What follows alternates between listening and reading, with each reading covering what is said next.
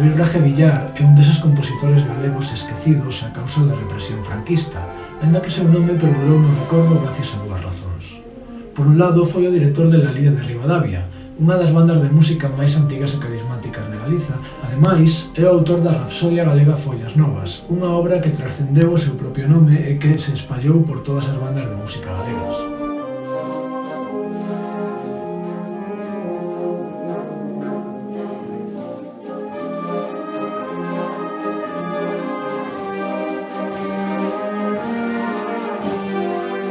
Braje foi pianista, músico de cámara, director de orfeóns, corais e bandas de música, profesor e dinamizador cultural. Sen embargo, o seu compromiso coa República e a súa vinculación con movimentos intelectuais de corte galeguista fixeron que fora encarcerado e prácticamente esquecido, ao igual que aconteceu co seu baúl de partituras, abandonado polas presas en 1936 na súa casa de Ribadavia e descuberto fai ben pouco como resultado desta investigación.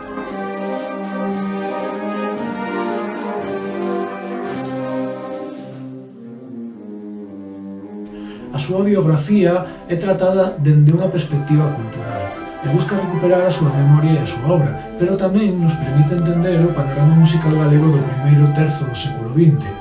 Por iso, ademais de realizar o seu catálogo, recuperamos tamén 3 obras representativas do seu repertorio para a banda de música: O Pasodouro Botafumeiro, a Rapsodia ou Cousa Galega, o Gaiteiriño e Boris, unha marcha de procesión ben curiosa.